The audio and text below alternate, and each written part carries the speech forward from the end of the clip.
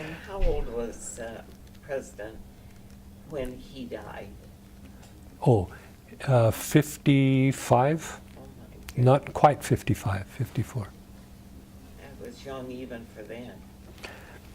No, that was, No, that No. was pretty average. uh-huh, yeah. But your mother said he died of a broken heart. And after visiting these body, what's it called that we went to? Body World. That was explained that it's very, very much so possible. How? Stress kills. Tell them what they told you. I can't remember. I do remember they talked about that you could, that they talked about people who are in love and they lose their lover or whatever, and they're so distraught over it that it actually shuts down their body and whatever, and so they die, and they say you can die from a broken heart because you have so much connection of love with that person that you just, I don't know, so that's what they said about that, but I don't know if it's actually heart busting. So Ezra's the doctor in Council Bluffs and in Nebraska in winter quarters. And then in 1849, Brigham asks them, we need you in Salt Lake. And so he comes in 49 with the first Welch party and 2 other companies. And he sets up the first hospital west of the Mississippi in Salt Lake. And most of his patients are California gold seekers. And I mean, it's incredible, all that's going on. And Well, what broke his heart, those of us who don't know the history? probably just that he had lost his standing in the church, and that That he was in again. Yeah. And he was married. Yeah. Yeah. Do they have an actual cause of death that they state? I have his probate file, and I've got, but they don't. His probate file is quite interesting because you get to see all that's there, and they list all of the outstanding debts that come to over $500 at $120 a piece, and she has to say whether or not these people will ever pay this, and so she puts doubtful or desperate. And it takes her 3 years to pay the $15 coffin bill. So, and she, I'll read you one little part there. She apparently takes in boarders. And among the boarders is Joseph Smith and his party, who come down on the Maid of Iowa for a fun time. And then they eat at the Williams. Is that the one he was a partner in, the Maid of Iowa? Yes, Joseph. Soon after taking ownership of the steamship Maid of Iowa, Joseph Smith began hosting large numbers of friends on what he called pleasure voyages, down and up the Mississippi River, complete with a band for musical entertainment. One such trip to Quincy occurred Saturday, June 3rd, 1843. The only thing that's in the history of the church that says this: Saturday, 3rd, this morning I, with my family and a large company of brethren and sisters, started for Quincy on a pleasure voyage on the steamboat Maid of Iowa. Had a fine band of music in attendance and arrived there at about 1 p.m. At 5 p.m. started on our return, but tied up at Keokuk at 1 a.m. on account of a severe storm until daylight, when we started home and were glad to arrive in Nauvoo at 7 a.m. on the 4th.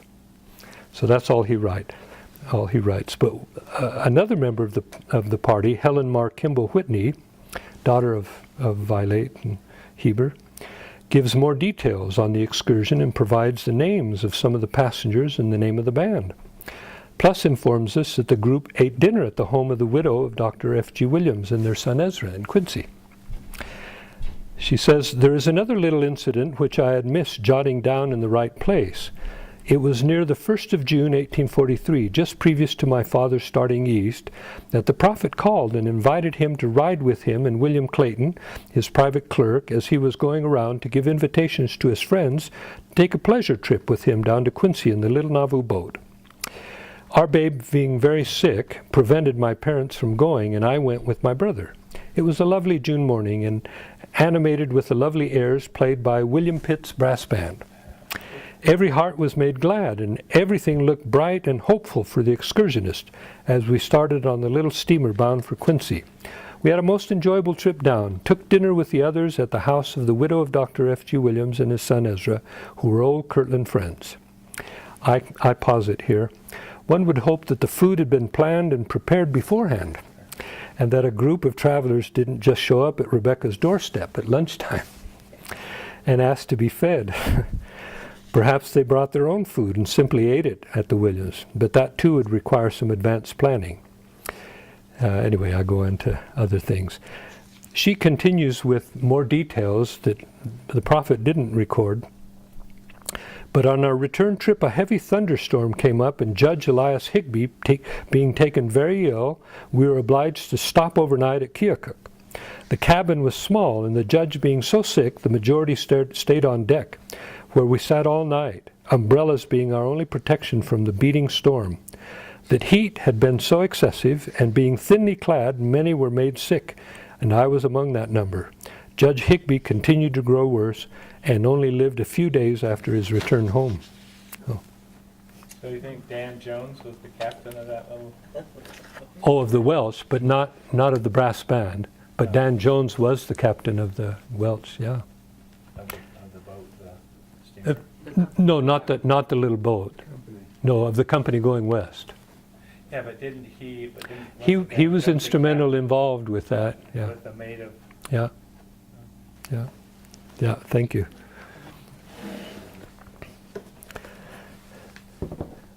Didn't Joseph and Emma live with President Williams and Rebecca for some time? Yeah. When they first came to Nauvoo, of course, they stayed with the Whitneys, and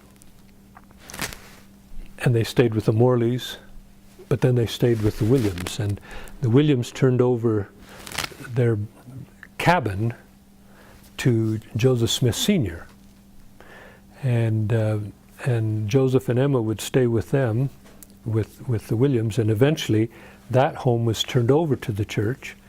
And the Lord has to go to bat for them to provide a home for the Williams now. And it comes up twice in the Doctrine and Covenants. Provide a home for them. Because he'd given it all up.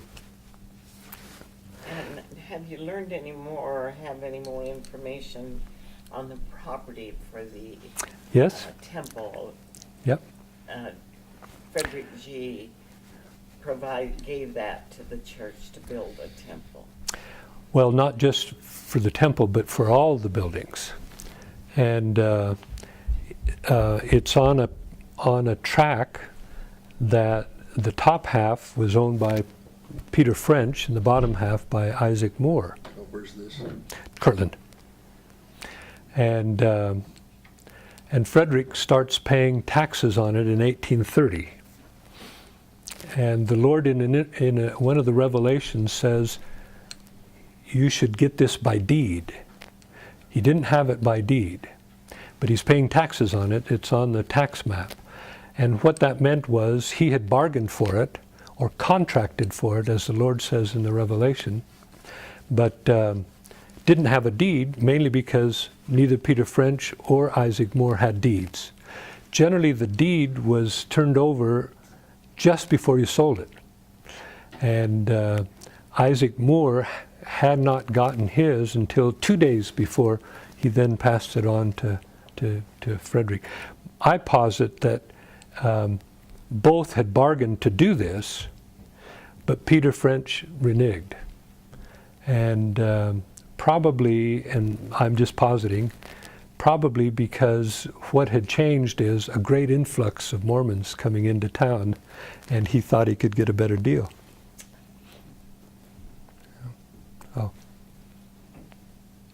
And the top part, the Peter French part, is the part where the temple was built. But all of it was his, that he paid taxes on it and worked. We're about out. 11 minutes. Okay. Final questions. What's the story I had heard about, what is it, the Curtin and Frederick G. being, what was his position? He was an officer. He was the, I think they called him, not clerk, not secretary, cashier, something, I can't remember, but there are a number of the banknotes that he signs in that position. But when it was going south, kind of like today, in the financial world, the prophet said, I'm no longer going to be an officer in this, and suggested that others shouldn't be either. And so Frederick was appointed the president now.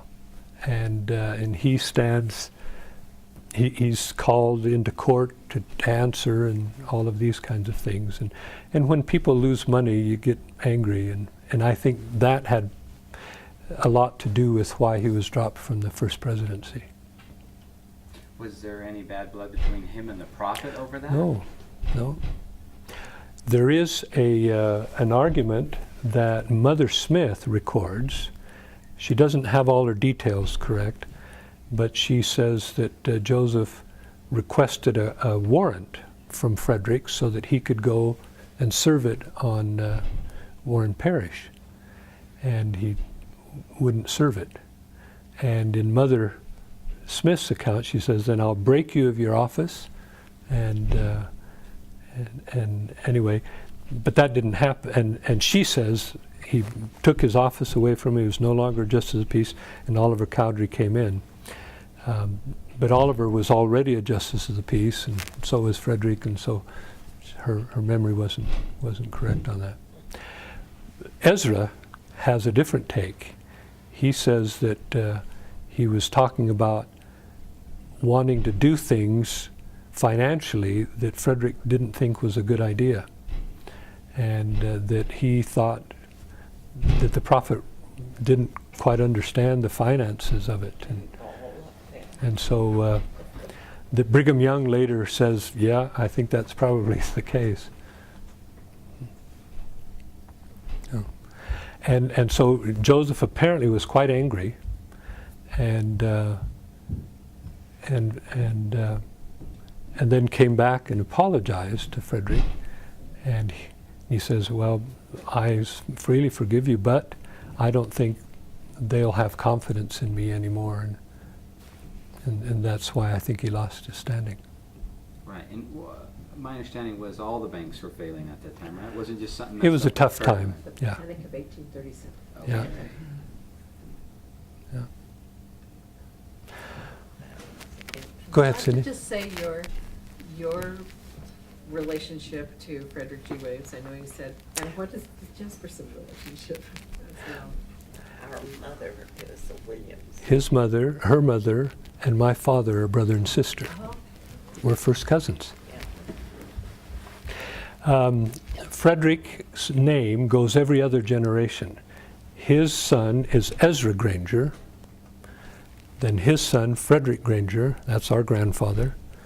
Then his son, my father, and then me. So he's my grandfather twice removed. Well, thank you for listening and questioning. And how big will the book be when it comes out? yeah. 2 pages. Yeah, just a couple pages and a picture.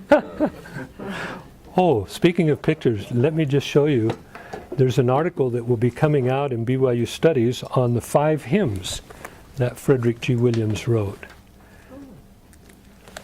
They were published in the Evening and Morning Star, all 5, but without author attribution. And here's what they look like. And then He did the words. the words, yeah. And then 4 of them were published in the original hymnal, And one of them was sung at the temple dedication just before the prayer where Sidney Rigdon prays, and then Frederick sees the angel or the messenger who comes and sits next to him in the temple. And the song that had been sung by the choir was, "Ere long the veil will rend." And it happened right then. And that's his. That's his hymn, yeah. Didn't one of those hymns get credited to someone else? Yes, one of them was credited to Philo Dibble. Most of that happened in the 20th century when they're trying to find, and I go into that, who knows who wrote these things, they asked. And here's another picture that might be of interest. It's his little concordance, and it's his signature when he was a member of the First Presidency in Kirtland. I'm done. Well, where are any of those songs published? I mean, Well, all of them were published in the first hymnal, and then all through all the editions in the 19th century, and then just this one into the 20th century. so we have one today in our today, mhm. and which one is But it's attributed to another. Well, I could start crossing them off. Exactly. Well, read the art. Dibble. Read the article when it comes out in BYU Studies and see if I made the case. If I didn't, then you've got to erase that. Well, which hymn is it? I'll have to look it up again. 30, page 30 something. That's our mom. Family's important. Wasn't the first hymnal Emma Smith's? Uh-huh, That's it. yeah. I just ripped this off.